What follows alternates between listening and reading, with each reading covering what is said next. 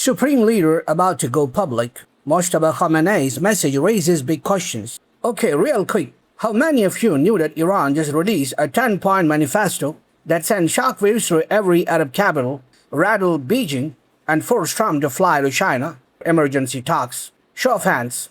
Yeah, that's what I thought. Because while American media was busy debating which tie Trump wore to his cabinet meeting, great tie by the way, very presidential, very I just blockheaded a straight, something massive happened in Tehran. Something that could determine whether this war ends in a negotiation or a nuclear exchange. Mojtaba Khamenei, the son of Supreme Leader Ali Khamenei, the man widely expected to become the next Supreme Leader, just stepped out of the shadows, and the 10 points he released aren't just talking points. They are a complete restructuring of how Iran sees the entire Middle East. Buckle up, we have a lot to cover.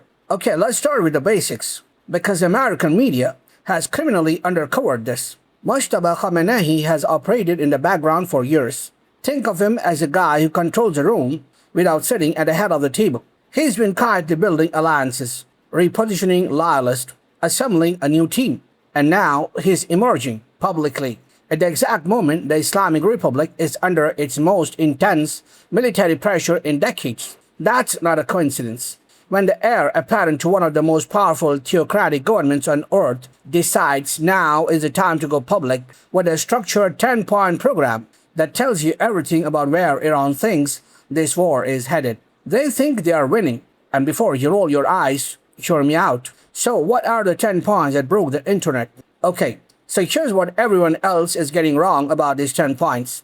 Other outlets are summarizing it as Iran says it won't back down. Cool, thanks. Very insightful. My uncle also says he won't back down every Thanksgiving, but that doesn't tell me anything useful. Now here's what these points actually mean. Point 1. American military bases in the Persian Gulf are the root of the problem, not a symptom. The root. This is Iran saying, we are not negotiating around your presence. We are negotiating about your presence. Get out. Full stop. Point 2. Those American bases can't protect the region, and they can't even protect themselves.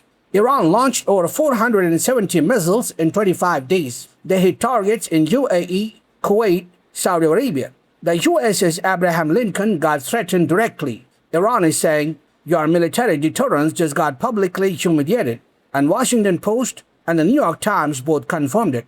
Point 3. A Gulf free of American influence can actually be more prosperous. Iran is pitching Arab nations, even the ones currently shooting at each other, on a regional order that doesn't need Washington. No more paying protection money to a superpower that charges 4 times the service fee. Points 4 through 7 lay out Iran's vision for controlling the Strait of Hormuz permanently, not as aggression, they say, but as regional management, new legal frameworks, new coordination mechanisms. Iran as a traffic cop of 20% of the world's oil supply. That's not a negotiating position. That's a new world order pitch. Now here's a data point that stopped me cold. During these 40 days of war, Iran experienced reverse migration. 700,000 Iranians who had left the country came back voluntarily into a war zone. Compare that to Iraq, compare that to Syria.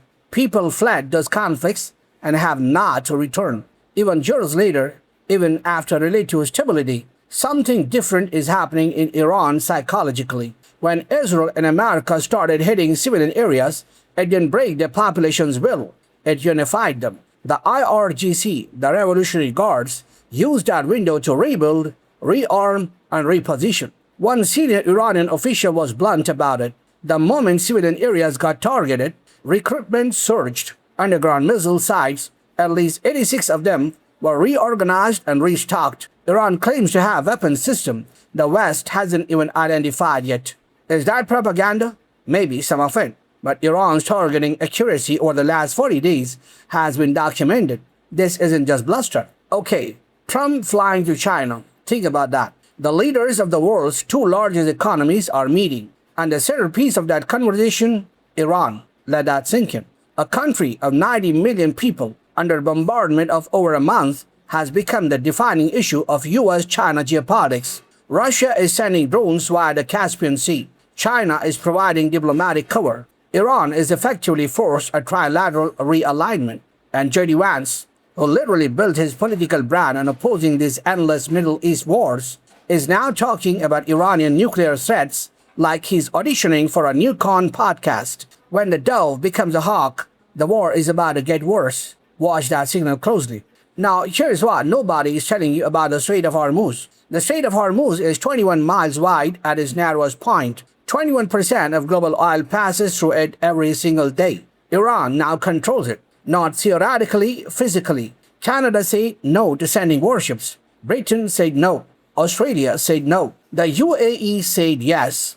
And Iran immediately warned it would target Gulf hotels being used to house American soldiers. Qatar told its citizens to stay away from windows. The global economy runs on oil that passes through a 21-mile choke point controlled by a country currently at war with America and Israel. The European Central Bank chief said the economic damage will be worse than anyone is currently modeling. France's finance minister said 30 to 40% of Gulf production capacity has been damaged or destroyed. Recovery timeline, 3 to 4 years. Now here's the thing about Mojtaba Khamenei stepping forward right now. Supreme leaders don't publicly release 10-point restructuring programs when they are losing. They do it when they believe the tide has turned, when they want the Arab world, China, Russia, and the global south to see a post-American Middle East as not just possible, but inevitable. Whether you agree with Iran's government or not, and I have plenty of issues with it,